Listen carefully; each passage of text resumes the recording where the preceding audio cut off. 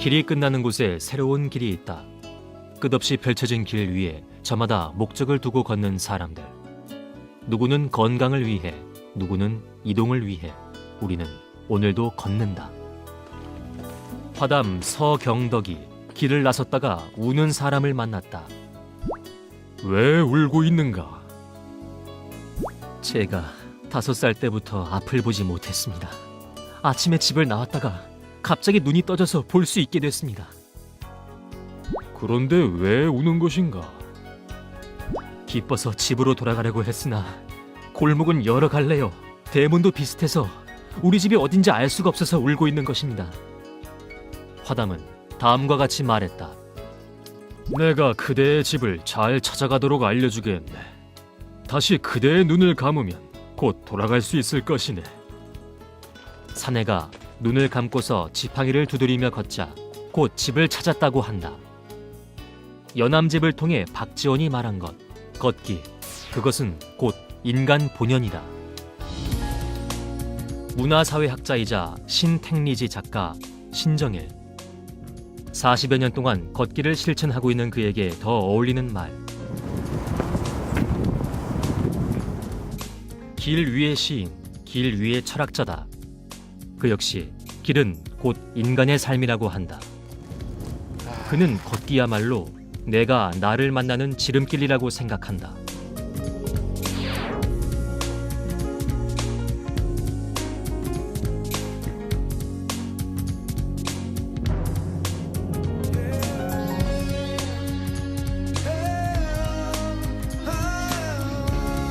(30년) 가까이 걷는 동안 기록으로 남긴 거리만도 2만 킬로미터쯤. 걷기는 곧 그의 인생이다.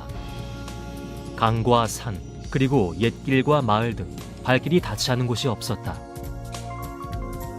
남한 땅에 흐르는 팔대강을 발원지부터 하구까지 2발로 밟았다. 한강은 3번, 금강과 섬진강도 2번이나 걸었다.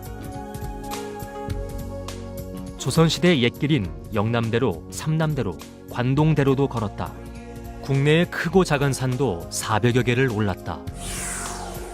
아직도 하루 평균 25에서 30km쯤 걷는다. 마치 걷기 위해 태어난 사람 같다. 초등학교 졸업 후 15살 어린 나이. 스님이 되기 위해 굴의 화엄사에서 지낸 신정일 작가. 절에 있을 팔자가 아닌 것 같다는 주지 스님의 말에 2달 만에 집으로 향했다. 낯선 마을에서 밥을 얻어먹고 배를 움켜쥐며 걷고 또 걸었다. 그렇게 꼬박 일주일을 쉬지 않고 걸어 집에 도착할 수 있었다. 그의 걷기 인생 서막이었다. 걸으며 그가 깨달은 것들, 자연, 역사, 문화, 그리고 사람이었다. 천천히 걸어가면은 가다가 만나는 풀 한 포기, 나무 한 그루, 돌멩이 하나하나, 그러한 것들이 나한테 말을 걸을 때가 있어요. 내가 강을 따라 걸을 때도 혼자 여러 강을 걸었는데 저물을 갈 적에 걸어가다 보면 강이 나한테 말을 걸어요. 이게 사물과 내가 직접 대화를 하는 것이거든요. 그래서 사물과 자연과 내가 가장 친숙하게 되는 것들이 바로 걷기 같아요. 그러면서 내 마음속에 있는 쌓인 여러 가지 그 잡다한 생각들 또는 막 원한 분노, 그런 것들도 한 걸음 한 걸음 걸어가면서 내려놓은 것 같은 거고. 그의 삶은 택리지의 저자인 이중환의 삶과 닮은 점이 많다. 1751년 영조 27년 실학자 이중환이 편지 답사를 기초로 하여 저술한 우리나라 지리서 택리지. 전국을 답사하고 쓴 것으로 인간과 자연 환경 간의 상호작용을 다룬 최초의 인문 지리서다. 이중환은 김종호, 김시습과 더불어 조선에서 가장 많은 길을 걸었던 사람. 길과 삶이 동의어이며 현장 답사를 학문의 진료로 삼았다. 조선의 대표 답사기를 텍스트로 삼아 지난 2005년 다시 쓰는 택리지를 펴냈다. 명실상부 대한민국의 발로 쓴 국토 교과서였다. 그 후 5년 동안 더 많은 현장 취재와 자료 조사를 거쳐 완결판인 신정일의 신택리지를 내게 됐다. 어릴 때부터 책을 좋아했던 신정일 작가. 그러나 혹독한 가난 속 읽고 싶은 책을 마음대로 읽긴 쉽지 않았다. 가장 힘들었던 시절이 어린 시절이었었고, 그리고 이제 청년기였었는데, 집이 너무나 가난해 가지고 학교를 못 갈 형편이었는데, 어머니가 그나마 겨우 모아놨는데 그걸 아버님이 도박을 해가지고 2번을 등록금을 다 달리는 바람에 학교를 못 갔었지요.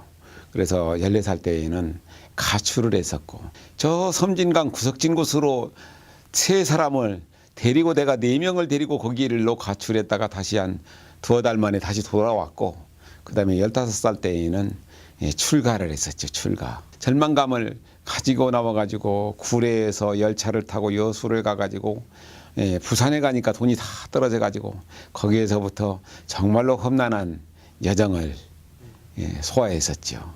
그때의 걸었던 것이 결국은 오늘날 걷게 만든 원동력이 아닌가.